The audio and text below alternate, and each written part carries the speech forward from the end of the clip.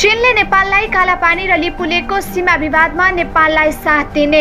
चीनले भारतमाथि हमला गरेपछि चीनको लादकमा तनाव बढेपछि भारतले बोलायो गोर्खा सैनिक।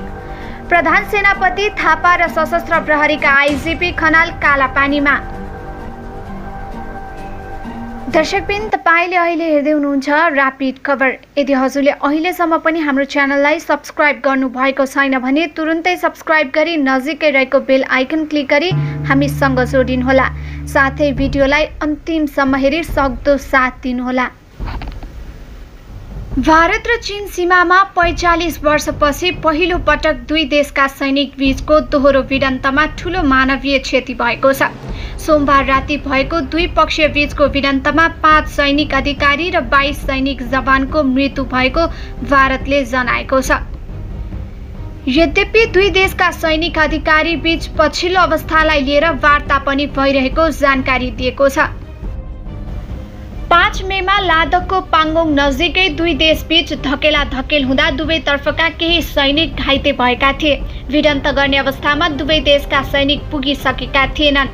चीनिया जनमुक्ति सेना यस अघिको line of actual control LAC पार गरेर भारतीय भूमिमा 3 किलोमिटर भित्र आएपछि तनाव भएको भारतको दाबी छ। सीमामा तनाव बढेपछि सीमामा दुवै देशले सैनिक स्तरको वार्ता र सीमामा सैनिक उपस्थिति बढाएका छन्। तर चीनिया विदेशी मन्त्रालयले भने भारतीय सैनिकहरू चीनिया सीमा पार गर्दै घुसेपछि चीनिया सैनिकसँग झडप भएको चीनिया विदेशी मन्त्रालयले जनाएको छ।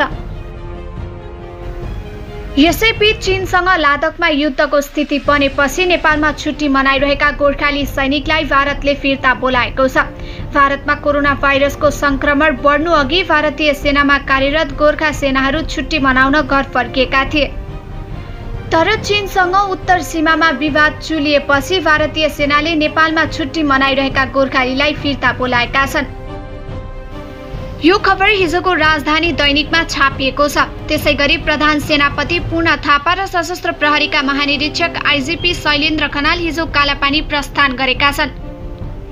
गृह मन्त्रालय स्रोतका अनुसार भारतले अतिक्रमण गरेको नेपाली भूमि कालापानी नजिकै स्थापना गरिएको सशस्त्र प्रहरीको border outpost BOP border base camp निरीक्षणका लागि दुवै सुरक्षा निकायका प्रमुख त्यसतर्फ प्रस्थान गरेका छन्। त्यसका लागि उनीहरू काठमाडौँबाट धनगढीसम्म स्काई ट्रकमा गएको गृह स्रोतले जनाएको छ। त्यसपछि उनीहरू सेनाकै हेलिकप्टरबाट दार्चुलाको छाङरुङ जानेछन्। सीमाका विषयमा दुई ठूला छिमेकी भारत र चीन बीच तनाव बढिरहेका बेला नेपालको सीमा भारतले नै मिचेको निरीक्षणमा निकालेका प्रधान सेनापति र आइजिपी खनालले बताए। दुवै सुरक्षा प्रमुखले यस सीमा सुरक्षाको अवस्थाबारे यहाँका प्रमुख जिल्ला अधिकारी र सुरक्षा प्रमुखसँग जानकारी लिने कार्यक्रम रहेको समेत गृह स्रोतले जानकारी दिएको छ। त्यसैगरी भारत र चीनबीच लादकमा जसरी विवाद हिंस्रकमा परिवर्तन भयो, लादकमा हालसम्म भारतका 27 जनाको मृत्यु भएको बीबीसीले समेत पुष्टि गरेको छ। यही विवादमा चीन र भारत बीच गोलाबारी किन हुँदैन भन्ने बारे जानकारी लियौं। यो एउटा सम्झौताको कारण हो। जुन 1993 मा भारतका तत्कालीन प्रधानमन्त्री PV नरसिंहले चीनको यात्राका बेला गरेका थिए।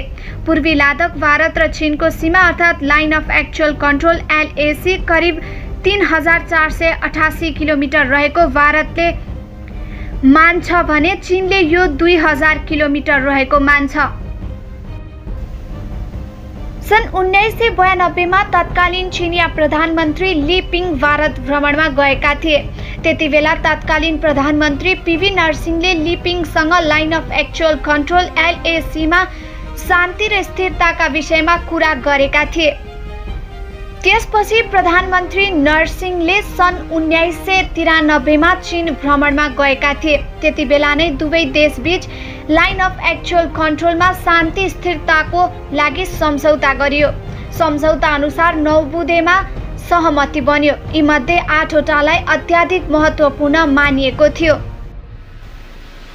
यो सम्झौताको मुख्य उद्देश्य भारत र चीन सीमाको गम्भीर विवादलाई शान्तिपूर्ण तरिकाले हल गर्ने कुरामा जोड दिएको थियो।